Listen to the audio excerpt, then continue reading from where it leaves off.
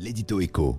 On va parler voiture. Alors après avoir parlé foot, on va finir par nous reprocher de ne pas avoir commandé de pizza. Soyons sérieux. Bonjour Nicolas Barré. Bonjour Thomas. Faut-il donner les clés du groupe PSA, Peugeot Citroën, aux Chinois? Voilà la question à laquelle est confrontée la famille Peugeot, Nicolas. Exactement, s'allier ou mourir. Pour Peugeot, groupe familial depuis plus de 200 ans, évidemment, perdre son indépendance, c'est un déchirement. Et c'est donc une famille Peugeot déchirée qui s'est réunie le week-end dernier. C'est une information pour donner mandat à la direction de PSA de poursuivre ses négociations avec le chinois Dongfeng. C'est donc une étape importante, même si on est encore très loin, j'insiste, de la conclusion d'un accord. Mais l'enjeu est crucial, il dépasse le sort même d'une grande famille industrielle française.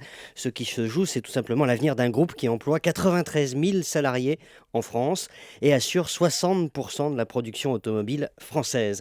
Un groupe qui est aussi, on le sait moins, le leader français du dépôt de brevets. PSA, leader français du dépôt de brevets. Exactement. J'imagine que c'est ça qui intéresse les Chinois, Nicolas, la technologie, les brevets, parce qu'une 207, en gros, ils savent faire. Bien sûr, d'où les réticences vis-à-vis de cette alliance. Et à trois niveaux, d'abord au sein de la famille, le président du conseil de surveillance, Thierry Peugeot, est réputé très réservé, pour ne pas dire plus, vis-à-vis du partenaire chinois, alors que d'autres membres de la famille, comme Robert Peugeot, sont plus ouverts. Et puis, à l'intérieur même de PSA, le sujet est sensible, même si le président Philippe Varin défend mordicus cette alliance.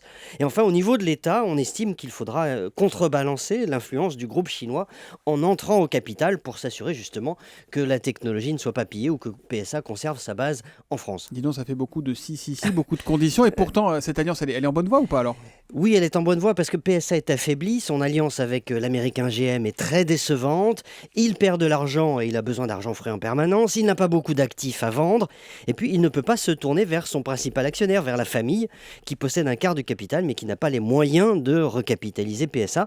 Et enfin, ce qui lui manque, c'est de développer l'accès à d'autres marchés où il n'est pas assez présent. Et pour ça, il faut un partenaire. Alors, comme GM ne remplit pas ce rôle, Dongfeng est peut-être une meilleure option. Mais pour y arriver, il faut faire sauter le verrou de la famille Peugeot. C'est exactement ce qui est en train de se passer, Thomas. Cela dit, s'agissant, je l'ai dit, de la fin d'une histoire de plus de 200 ans, eh bien forcément, ça se fait dans la douleur et ça prend du temps. Peugeot sans la famille Peugeot qui décide de tout, c'est peut-être pour demain, c'est peut-être aussi le prix à payer pour la survie du constructeur français que les Chinois regardent avec gourmandise. L'édito écho de Nicolas Barré, directeur de la rédaction des Échos, revient demain à 8h10 sur Europe 1. À demain, bonne journée demain, Nicolas. Thomas.